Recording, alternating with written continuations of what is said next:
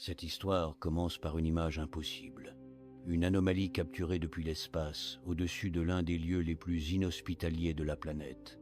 Imaginez le désert de Gobi, une mer de sable infini, où le vent sculpte des dunes depuis des millénaires. Un endroit où rien ne devrait briser la monotonie du paysage. Pourtant, sous cette surface aride, les satellites ont détecté quelque chose. Une forme sombre, parfaitement dessinée, qui n'a rien à faire ici. Elle est gigantesque, plus longue que 3 terrains de football. Sa silhouette est effilée, élégante, et ne laisse aucune place au doute. C'est un navire, un vaisseau colossal, échoué à plus de 2000 km de l'océan le plus proche. La question n'est pas seulement de savoir ce qu'il fait là. La véritable question est « comment est-ce possible ?» L'anomalie du Gobi, comme on l'appelle bientôt, devient une obsession pour une poignée de scientifiques. Pour le reste du monde, ce n'est qu'une curiosité, une illusion d'optique vite oubliée. Mais pas pour le docteur Harry Thorne. Archéologue réputé, il a passé sa vie à chercher les traces de civilisations oubliées. Quand il voit les images satellites, il n'y voit pas une erreur. Il y voit l'œuvre de sa vie. Il est convaincu que ce vaisseau est la clé d'un chapitre perdu de notre histoire. Il passe des mois à lever des fonds, à convaincre des institutions sceptiques. Sa réputation est en jeu. S'il se trompe, sa carrière est terminée. À ses côtés, une scientifique d'un tout autre genre, le docteur Lena Petrova, géologue. Elle est pragmatique, cartésienne. Pour elle, la nature a toujours une explication logique. Elle pense que cette forme est une formation rocheuse rare, une bizarrerie géologique que l'érosion a façonnée pour ressembler à un bateau. Elle rejoint l'expédition non par conviction, mais par devoir scientifique. Elle est là pour analyser les sédiments, pour dater le terrain, et probablement pour prouver que Thorne poursuit une chimère. Leur équipe est petite, leur matériel de pointe, mais face à l'immensité du Gobi, ils semblent dérisoires. Leur campement est une minuscule bulle de vie au milieu d'un océan de silence et de sable. Le jour, le soleil frappe sans pitié. La nuit, le froid est glacial. Le vent ne s'arrête jamais, emportant avec lui les espoirs et les doutes. L'enjeu est immense. S'il s'agit bien d'un navire, sa présence ici défie toutes les lois de l'histoire et de la géographie. Les anciennes routes de la soie passaient non loin, mais aucun récit, aucune légende ne mentionne un tel titan des mers perdu dans le désert. Marco Polo lui-même n'a jamais rien rapporté de tel. Le mystère est entier. Pour Harry Thorne, c'est la promesse d'une découverte qui pourrait redéfinir le passé. Pour Lena Petrova, c'est un puzzle à résoudre avec les outils de la science. Pour tous, le Gobi s'apprête à livrer un secret gardé pendant des milliers d'années. Les premiers jours sont épuisants. Les machines de forage s'enfoncent lentement dans le sable compacté par les siècles. L'équipe travaille sous une tension palpable. Chaque mètre creusé pourrait révéler la vérité ou confirmer l'échec. Lena analyse les carottes de sédiments, cherchant des indices dans les strates du temps. Elle trouve des traces de pollen, des fossiles microscopiques, les fantômes d'un climat passé. Mais rien qui n'explique la forme détectée par les satellites.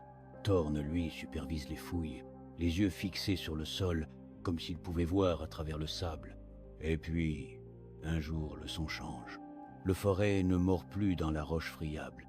Il heurte quelque chose. Un bruit métallique, sourd et profond, résonne dans le silence du désert. L'excitation envahit le camp.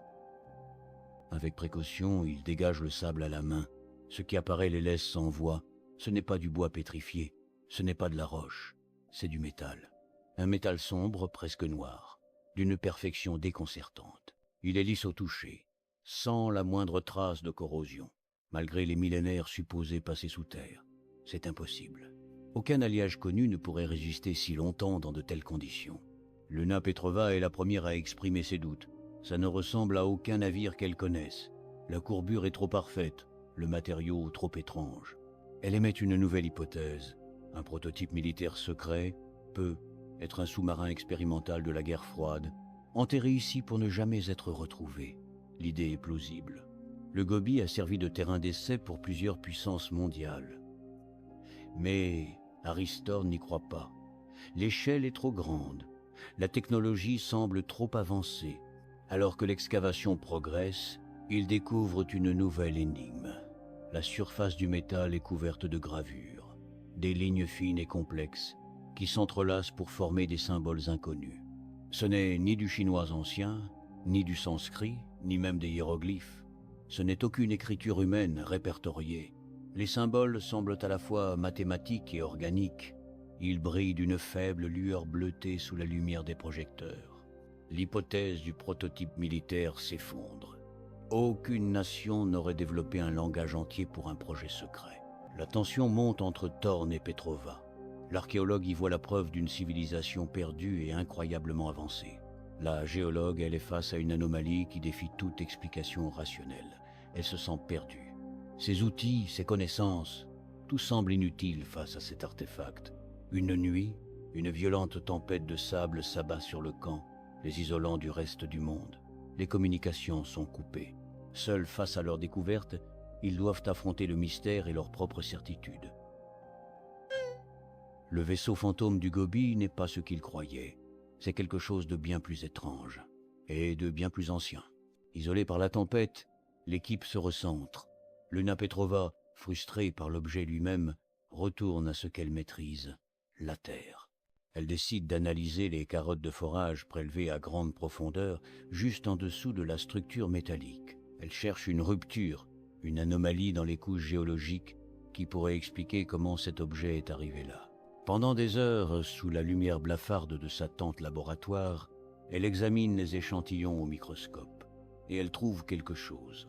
Ce n'est pas une couche de sédiments classique, c'est une fine ligne noire, vitrifiée presque comme du verre. À l'intérieur, elle identifie des sphéroules de fer et de nickel, et surtout une concentration anormalement élevée d'iridium. L'iridium est un élément rare sur Terre, mais abondant dans les météorites. Cette signature géologique est la preuve indubitable d'un impact à très haute vélocité venu de l'espace. Son cœur s'accélère. Elle comprend que la clé n'est pas dans l'objet, mais dans ce qui l'entoure. Elle recoupe ces données avec d'anciennes cartes paléoclimatiques.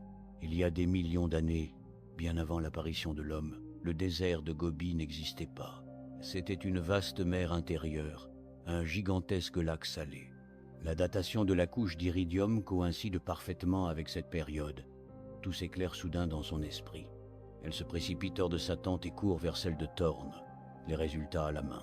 Elle lui explique tout. Ils ont fait fausse route depuis le début. Ils cherchaient un navire qui aurait navigué sur une mer disparue. Mais la forme, le métal inconnu, les symboles étranges, la couche d'impact, tout pointe vers une autre conclusion. Ce n'est pas un bateau qui a coulé. C'est un vaisseau qui est tombé du ciel. La structure qu'ils ont découverte n'est pas la coque d'un navire. C'est le bouclier thermique d'un engin spatial qui s'est écrasé ici, il y a des millions d'années, quand le Gobi était encore recouvert d'eau. L'impact a été si violent qu'il a laissé une cicatrice indélébile dans la croûte terrestre, que des millions d'années de sédimentation ont ensuite recouvert. Harry Thorn reste silencieux un long moment. Son rêve d'une Atlantide du désert s'effondre, remplacé par une réalité infiniment plus vertigineuse. Le vaisseau n'a pas été construit par une civilisation humaine oubliée. Il n'est pas humain du tout. Les inscriptions ne sont pas un langage perdu de notre monde, mais la langue d'un autre. Ils viennent de trouver le premier chapitre d'une histoire bien plus grande, celle de la vie dans l'univers. L'expédition s'est terminée dans le secret. Le site a été placé sous quarantaine internationale.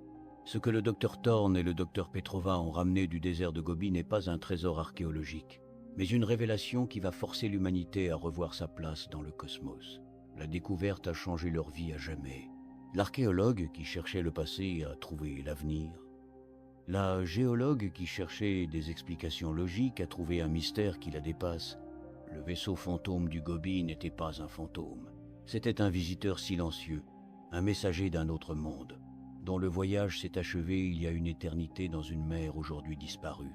L'incroyable question qui ouvrait notre histoire, comment un navire a-t-il pu s'échouer dans le désert, a trouvé sa réponse. Mais cette réponse en soulève une autre, bien plus profonde, qui résonne aujourd'hui dans les observatoires du monde entier. Qui était-il? D'où venait-il? Et surtout, en levant les yeux vers les étoiles, la vraie question est désormais, sommes-nous vraiment seuls? Merci d'avoir écouté cette histoire jusqu'au bout. Si vous avez aimé cette histoire, vous pouvez cliquer sur le pouce pour aimer cette vidéo et même vous abonner. Cela nous encourage énormément à continuer. Merci beaucoup, et je vous dis à bientôt pour d'autres histoires passionnantes.